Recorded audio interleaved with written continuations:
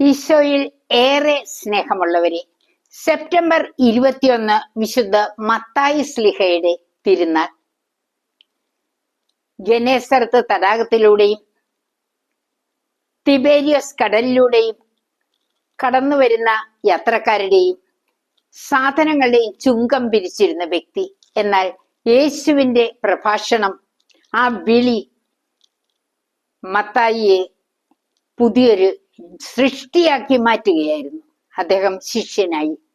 അദ്ദേഹം എഴുതിയ സുവിശേഷത്തില് 5, 6, 7 അധ്യായങ്ങൾ വളരെ പ്രസിദ്ധമാണ്. പ്രിയപ്പെട്ടവരെ, ചിറകുള്ള മനുഷ്യനാണ് സുവിശേഷത്തിന്റെ പ്രതീകം.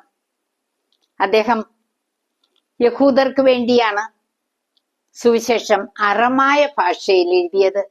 ഇന്ന് ആ മൂലം നഷ്ടപ്പെട്ടെങ്കിലും വിവർത്തനം ചെയ്ത ഗ്രീക്ക് മൂലം ലഭ്യമാണ്. സ്നേഹമുള്ളവരെ, ഒരു സുവിശേഷകനാകുക എന്ന് പറഞ്ഞാൽ യേശുവിന്റെ വിളിക്ക് അനുദിനം പ്രത്യുത്തരം നൽകുന്ന വ്യക്തിയാണ്. എത്യോപ്യയിൽ വെച്ച് ക്രൂശിക്കപ്പെട്ട ആ ശ്ലീഹ ഇന്ന് നമുക്ക് വേണ്ടി എഴുതിയ ഈ സുവിശേഷത്തിലൂടെ ജീവിക്കുകയാണ്.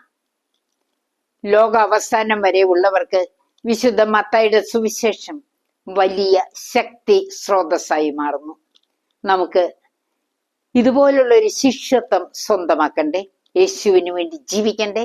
ദൈവം എല്ലാവരെയും കൃപ നിറയ്ക്കട്ടെ, അനുഗ്രഹിക്കട്ടെ. ദൈവത്തിന്റെ ജോലി നമ്മുടെ ഉത്തരവാദിത്തമാണെന്നുള്ള ആ ലക്ഷ്യം നാം ജീവിതത്തിൽ പ്രാവർത്തികമാക്കണം. പിതാവിന്റെയും പുത്രന്റെയും പരിശുദ്ധാത്മാവിന്റെയും നാമത്തിൽ ആമേൻ.